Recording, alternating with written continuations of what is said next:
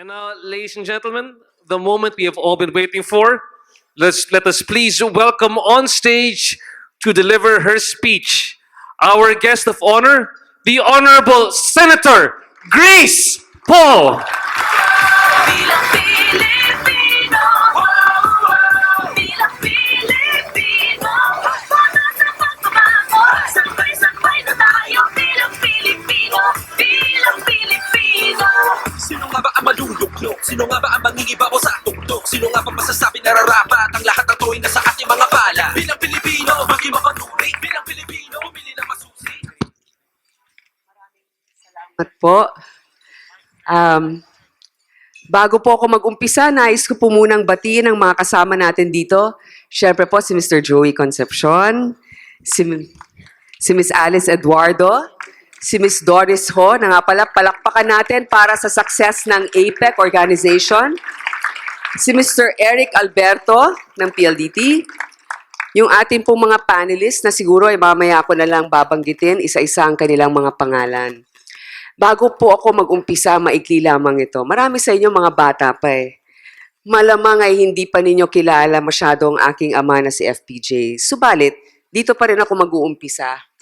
Alam niyo, ang aking ama ay kilala bilang isang artista. Pero siguro hindi alam ng nakararami na ang aking ama at ina ay namuhunan rin at nagtayo ng sarili nilang kabuhayan. Kaya po ako'y nagpapasalamat sa inyo sa Go Negosyo.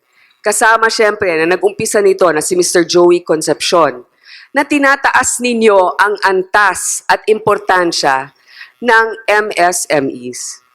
Alam niyo po, bagamat ako'y hindi isang negosyante, ako'y lumaki sa isang tahanan kung saan ang aking mga magulang ay nagpapatakbo ng sarili nilang kabuhayan.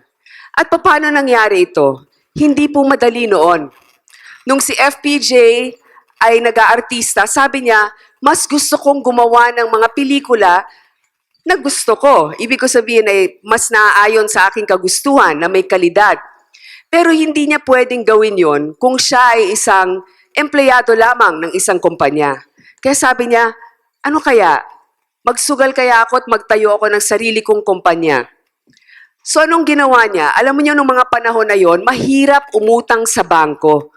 Lalong-lalo na kung hindi ka naman ganun kayaman, wala kang masyadong ari-arian.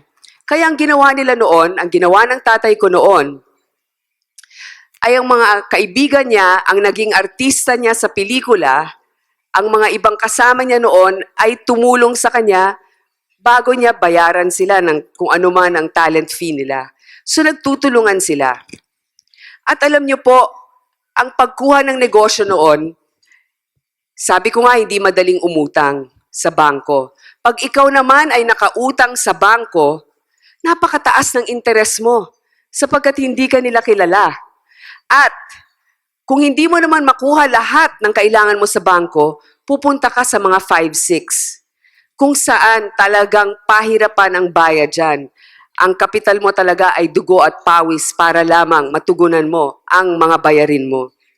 So yun ang hindi ko makalimutan sa aking mga magulang.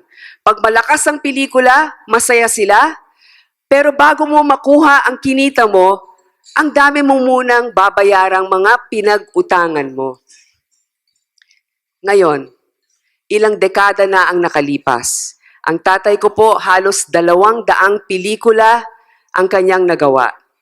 Wala na siya ngayon, pero ang kanyang pelikula ay kumikita pa rin sapagkat pinapalabas sa telebisyon o sa cable. Ang kanyang pelikula ang isa sa pinakamalaki sa Asia na archive, na siya rin ang gumawa noon. Ilang dekada na ang nakalilipas, sabi ko nga, pero ang estado pa rin ng ating mga namumuhunan ay tumaas lamang ng bahagya. Bakit kamo? Sapagkat ngayon, ganun pa rin ang ating problema. Para lamang makakomply tayo sa regulasyon ng gobyerno, napakahirap. Para lamang tayo magbayad ng buwis, kailangan tayong mag-file monthly, quarterly at yearly.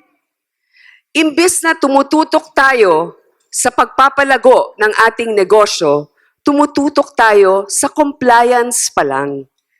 Kaya nga, napakaganda ng mga forum na ganito. Dahil mismong mga karanasan ng mga sumusugal para magbigay ng trabaho sa mas nakararami ang mga nandito. Huwag ninyong kalilimutan, hindi po kayo ang minority. 99% nga, naririnig niyo, ay micro and small medium enterprises. At kayo ang nagbibigay ng 60% trabaho o higit pa sa ating bansa. Kung ako po ay mabibigyan ng pagkakataon, isa pong pinalaki ng mga namuhunan at nagkakumpiyansa sa ating bansa, kayo po ay makakaasa na ang inyong mga hinanaing, ang inyong mga adikain ay kailangan nating isulong para talagang makamtan ng ating bayan ang inclusive growth na sinasabi kung saan walang maiiwan. Kung meron po kayong katanungan, ako po ay bukas sa inyong mga tanong. Maraming salamat po.